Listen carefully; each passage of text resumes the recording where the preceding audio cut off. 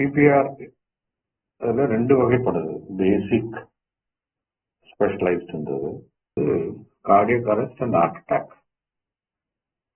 Heart attack அப்படின்றது வந்து இந்த படத்துல காமிக்கிற மாதிரி ஒரு இருதயம்ன்றது ஒரு தசை. அந்த தசைக்கும் ரத்த ஓட்டம் தேவைப்படும். அந்த ரத்தம் மூலமா ஆக்சிஜன் அந்த தசைக்கு தேவைப்படும். அப்பதான் அந்த தசை வேலை செய்யும். கார்டியக் அரெஸ்ட் வந்து ஒரு எலக்ட்ரிக்கல் இஷ்யூ. இந்த படத்துல பார்க்குற மாதிரி கார்டியக் அரெஸ்ட் ஒரு இருதயம் ஒரு தசை. அந்த தசைக்கு ஒரு ரிதம், அது இன்னும் டீட்டெயிலாக பார்க்கணும்னா ஒரு ஃபைபர்ஸ் இருக்கும். எஸ்ஏ நோட், சைனாரிக்குலர் நோட், அந்த வந்து அந்த ரைட் ஏட்டத்தில் இருக்கும். அந்த ரிதம், அந்த எலக்ட்ரிக்கல் ஆக்டிவிட்டி வந்து மின்சார செயற்பாடு வந்து இதயத்தில் இந்த வலது ஏற்றியம் சொல்லுவோம். அந்த இடத்துல தொடங்கி இதயம் முழுக்க அந்த ஃபைபர்ஸ்னால பரவி அந்த எலக்ட்ரிக்கல் ஆக்டிவிட்டி நடக்கிறத வந்து பாதிக்கப்படுறப்போ அப்நார்மல் இம்பல்சஸ் வந்து நார்மல் ரிதத்தை ஓவர் ரைட் பண்ணி ஹார்ட் செயல்பாட்டை நிற்க வைக்கிறது பேர் தான் கார்டியக் அரெஸ்ட். ஸோ இதே தடையின் போது இதே துடிப்பை நிறுத்த செய்யும் மின்சார சிக்கல் தான் கார்டியக் அரெஸ்ட். அந்த கார்டியக் அரெஸ்ட் வந்து மூலமா அந்த ரத்த ஓட்டமே பாதிக்கப்படுறதுனால மூளைக்கு போகக்கூடிய ரத்த ஓட்டமும் பாதிக்கப்பட்டு ஒரு சுய நினைவே எடுக்கிறார், அன்கான்சியஸ் ஆயிடுவாங்க. அதனாலதான் இதை ரெக்கக்னைஸ் பண்ணி உடனடியா உதவி போடணும். அட் த சேம் டைம் அதே சமயத்துல உடனடியா சிபிஆர், கார்டியக் பல்மனரி ரெசசிடேஷனை தொடங்கணும். ஸோ ஒரு பாதிக்கப்பட்ட ஒரு இறந்து போகக்கூடிய தருணத்துல இருக்கக்கூடிய ஒரு நபருக்கு உடனடியா உதவி கிடைச்சாதான் அந்த நோயாளி உயிர் கொடுப்பதற்கான வாய்ப்புகள் இருக்கு. ஸோ அதனால இந்த சிபிஆர் ஒவ்வொருத்தரும் கற்றுக்க வைக்கிறது ரொம்ப அவசியம். இந்த சிபிஆர் கிடைக்காம நிறைய உயிர்கள் போகக்கூடிய வாய்ப்பு இருக்குன்னா அது அந்த ப்ராப்பர் டெக்னிக் தெரிஞ்சுக்காம இருக்கிறதுனால நிறைய பேர் கார்டியக் அரெஸ்ட்ல இருந்து ரிவைவ் பண்ண முடியாம போயிடும். ஸோ இந்த பக்கம் பார்த்தீங்கன்னா எலக்ட்ரிக்கல் இஷ்யூ, இது வந்து கார்டியக் அரெஸ்ட். ஒரு பிளம்பிங் பிரச்சனை, ரத்த ஓட்ட அனுப்பு ஏற்படுறது வந்து ஹார்ட் அட்டாக். இந்த கார்டியக் அரெஸ்ட் எவ்வளவு இம்பார்ட்டன்ட் அப்படின்றது, இந்த டைம் எவ்வளவு இம்பார்ட்டன்ட் ரியலைஸ் பண்றது தான் இந்த பிரசன்டேஷனோட நோக்கம்.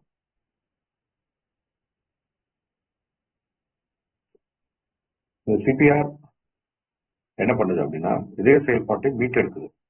ஒரு ப்ராப்பர் ட்ரெயின்டு பர்சன் வர்ற வரைக்கும் அந்த பேஷண்டோட உயிரை தக்க வைக்கிற பர்பஸ் தான் இந்த சிபிஆர். இந்த கார்டியக் அரெஸ்ட் போது இதயம் ரத்தத்தை உந்துவது, அந்த ரத்த ஃப்ளோ வந்து பாதிக்கப்படுது. அந்த ரத்த ஓட்டத்தை திரும்பவும் ரிவைவ் பண்ணி அந்த ஹார்ட்டை வேலை செய்ய வச்சு முக்கியமான ஆர்கன்ஸ், பிரெயின், ஹார்ட்டுக்கு, கிட்னிஸ்க்கு ரத்த ஓட்டத்தை, செயற்கை சுவாசம் மற்றும் ரத்த சுழற்சி, அதாவது ரெஸ்பிரேஷனும் பார்க்கணும், சர்க்குலேஷனும் பார்க்கணும். அப்பதான் மூளைக்கு ஆக்சிஜன் ஏற்றப்பட்ட ரத்த ஓட்டம் கிடைக்கும். அதுக்கான ஸ்டெப்ஸ் தான் இந்த படத்துல இருக்கிற மாதிரி ஏபிசின்னு சொல்லுவோம், சிஏபின்னு சொல்லுவோம். அதை சுலபமா ஞாபகம் வச்சுக்கிறதுக்கு டிஆர்எஸ், டாக்டர்ஸ் ஏபிசி அப்படின்ற ஸ்டெப்ஸ். இது நம்ம விவரமா இன்னொரு பிரசன்டேஷன்ல பார்ப்போம். இந்த டெர்மினாலஜி மட்டும் தெரிஞ்சுங்க. டி, டேஞ்சர், ஸோ ஆபத்து. ஆபத்து இருக்கு, ஒருத்தர் வந்து அன்கான்சியஸா இருக்காரு, ஒரு பிரச்சனைல இருக்காருன்னு ரியலைஸ் பண்றது, அவரை கூப்பிடணும். அடுத்தது ரெஸ்பான்ஸ், என்னங்க எப்படி இருக்கீங்க, ஹலோ அப்படின்னு கூப்பிடுறது வந்து ரெஸ்பான்ஸ். உடனே உதவி போடணும், அதுதான் முக்கியம். ஏன்னா ஒருத்தரையே வந்து அதை சமாளிக்க முடியாது. உடனே 108 கூப்பிடணும், இல்லை பக்கத்தில் இருக்கவங்களை கூப்பிடணும். அந்த உதவி தேவைப்படும். ஆக்சுவல் ப்ரொசீஜர் வந்து ஏபிசிடின்னு சொல்லுவோம். Airway, breathing, CPR, circulation, defibrillator. இது வந்து செஸ்ட் கம்ப்ரெஷன், இது வந்து செயற்கை சுவாசம் கொடுக்குறது. இது வந்து ரத்தம் நின்று போயிடுச்சு அப்படின்றப்போ அந்த ஆம்புலன்ஸ்லயோ அல்லது ஒரு ஹாஸ்பிட்டல் செட்டப்லயோ அந்த டிஃபிபிரிலேட்டர் இருக்கும். இப்பெல்லாம் வந்து நிறைய மால்லையும் நிறைய இடத்துல சினிமா தேட்டர்ல எல்லாம் இந்த டிஃபிபிரிலேட்டர் எக்யூப்மெண்ட் வச்சிருக்காங்க. இதய தடை எப்படி ஆகிருக்குன்றது எப்படி கண்டுபிடிக்கிறது, அது அறிகுறிகள் என்ன? ஒருத்தர் வந்து இந்த ஹார்ட்டோட கிராஸ் செக்ஷன் பாருங்க, இருதயத்தை கட் பண்ணியிருக்கிறப்போ உள்ள இருக்கிற சாம்பர்ஸ் தெரியுது. இது ரைட் ஏட்ரியம், இது left atrium, right ventricle, left ventricle அப்படின்னு சொல்லுவோம். இந்த ஆக்சிஜன் இல்லாத ரத்தம் வந்து இந்த வலது பக்கம் இருதயத்தோட வலது பக்கம் வரும்.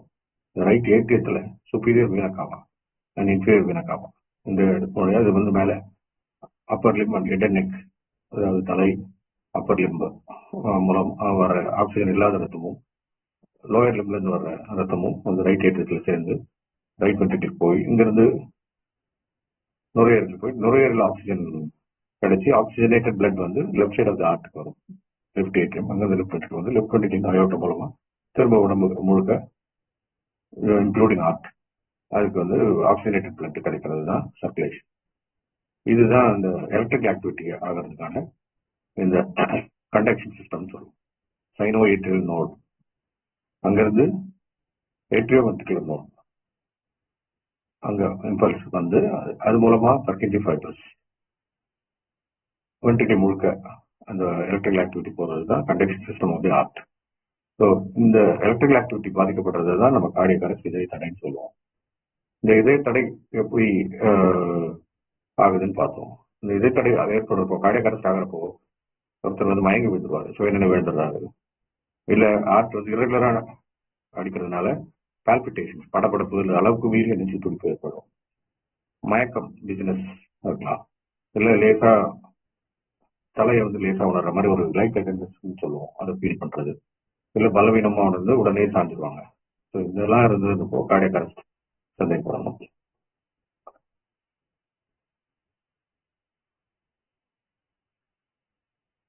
ஆனா எந்த அறிகுறியும் இல்லாம திடீர்னு இதய தடை ஏற்படலாம். அதுக்கு வெவ்வேறு காரணங்கள் இருக்கு. ஸோ எந்த காரணம் இருக்கணும்னு அவசியம் இல்லை. ஒரு ஹார்ட் நிற்கிறதுக்கான காரணங்கள் நிறைய இருக்கு. அந்த காரணமே இல்லாம சடனா கார்டியக் அரெஸ்ட் போயிட்டு ஒருத்தர் உயிரிழக்க ஏற்படலான்றதுதான் எங்க வேணா எது வேணா நடக்கலாம் அப்படின்றத ரியலைஸ் பண்றது ரொம்ப முக்கியம். ஸோ இந்த செயல்பாட்டை மீட் எடுத்து ஒருத்தருக்கு ஆர்டிபிஷியல் பிரீத்திங், செயற்கை சுவாசம், அப்புறம் ரத்த சுழற்சி சர்க்குலேஷன் கொடுக்கறது தான் இந்த ப்ரொசீஜர். அதனாலதான் இந்த இதயம் மூளைக்கெல்லாம் ஆக்சிஜன் ஏற்பட்ட ரத்த ஓட்டத்தை திரும்ப கொடுக்கிற ப்ரொசீஜர் தான் இந்த சிபிஆர். நான் முன்னாடி சொன்ன மாதிரி இது ஒரு நினைவு குறிப்புக்கு நிமோனிக் வந்து ஏபிசி, டாக்டர்ஸ் ஏபிசி ஞாபகம் வச்சுக்கலாம். டேஞ்சர் ஆபத்து, ஒருத்தர் விழுந்துட்டாரு, ஒருத்தர் கார்டியக் அரெஸ்ட் போயிட்டாரு அப்படின்னு அந்த ஆபத்தை ரியலைஸ் பண்றது ஃபர்ஸ்ட் டேஞ்சர். ரெஸ்பான்ஸ், நீங்க நல்லா இருக்கீங்களா, யூ ஆல் ரைட், ஹலோ அப்படின்னு கூப்பிட்டு ஒரு பேர் தெரிஞ்ச பேரோட பேரை கூப்பிட்டு நான் பேசுறது கேட்குதா, உங்களால விசுவாசம் பண்ண முடியுதா அப்படின்னு பதில் கூறுறாரா, அவரால் இல்லை அப்படின்னு உணர்கிறாரா அப்படின்றது தட்டி எழுப்புற முடியுதா அப்படின்றது. முக்கியமானது எப்பவுமே ஒருத்தர் வந்து பிளாட்டா படுக்க வைக்கணும். சிலர் வந்து உடனே உட்கார வச்சு தண்ணி கொடுக்கறது, தண்ணி தெளிக்கிறது, அதெல்லாம் வந்து தவறு. ஒருத்தர் பிளாட்டா படுக்க வச்சாதான் தலைக்கு ரத்த ஓட்டமும் மூளைக்கு ரத்த ஓட்டமும் கிடைக்கும். இல்லைன்னா எதனா அவர் வாந்தி எடுக்கிறதோ அந்த வாந்தி எல்லாம் வந்து ஒரு சுவாச வாந்திக்கு போகலான்னு ஒருத்தர் ஒரு பக்கமா ஒரு கிழிச்சு படுக்க வைக்கிறதும் கரெக்டான ஸ்டெப். ஸோ சுப்பைனா படுக்க வைக்கணும், அதாவது பிளாட்டா தலை கீழ்பக்கமா இருக்கிற மாதிரி படுக்க வைக்கிறது ரொம்ப முக்கியம். அடுத்தது எஸ் வந்து ஷவுட் ஃபார் ஹெல்ப், உதவி கூப்பிடணும். ஒரு 108 ஆம்புலன்ஸ் உடனே கால் பண்றது, பக்கத்துல இருக்கவங்க கூப்பிடுறது. ஏன்னா ஒரு 2 பேர் கூட தேவைப்படும். ஒருத்தர் வந்து சுவாசம் கொடுக்கணும், ஒருத்தர் வந்து செஸ்ட் கம்ப்ரெஷன் பண்ணணும். அதனால உடனே உதவி கூப்பிடுறது தான் S, shout for help. Danger, response, shout for help, ஆபத்து, பதில் கூறுறாரான்னு பாக்குறது, உதவின்னு கூப்பிடுறது. அடுத்தது ஏபிசி, ஏர்வே. ஏர்வே சுவாச பாதை, அப்பர் ஏர்வே. அது வந்து ஜா த்ரஸ்ட், அதெல்லாம் டீட்டெயிலா பார்ப்போம். ஏர்வேவை செக் பண்ணி அந்த ஜா வந்து மடங்காம நிமிர்த்தி வைக்கிறது ஏர்வே.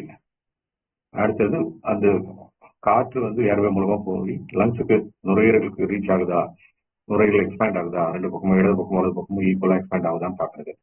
இது வந்து அந்த காற்று வெளில வருதா அவருக்கு அப்படின்னு கேட்கறதுக்காக ஒருத்தர் காது வந்து பக்கத்துல கொண்டு போய் லிசன் பண்ணணும், இல்ல காற்று வரல வருதான்னு உணரணும். அதே சமயத்துல மார்பு வந்து மேல கீழே ஏறி இறங்குதான்னு பார்க்கணும். Listen, feel and look. இதே சமயத்துல வந்து 108 ஆம்புலன்ஸ் ஒரு போன்ல 108 ஸ்பீக்கர் போன்ல போட்டு நீங்க என்ன பண்றீங்கன்னு மற்றவங்களுக்கு தெரிந்தாதான் அவங்களும் உதவ முடியும். ஸோ ஒரு டீமா செயல்பட்டா நல்லது. சர்க்குலேஷன், அந்த வந்து செஸ்ட் கம்ப்ரெஷன் வந்து சர்க்குலேஷன் கொடுக்கும். ஆர்டிபிஷியல் பிரீத்திங் கொடுக்கறது வந்து ஏர்வேவும் பிரீத்திங்கும் பார்த்து.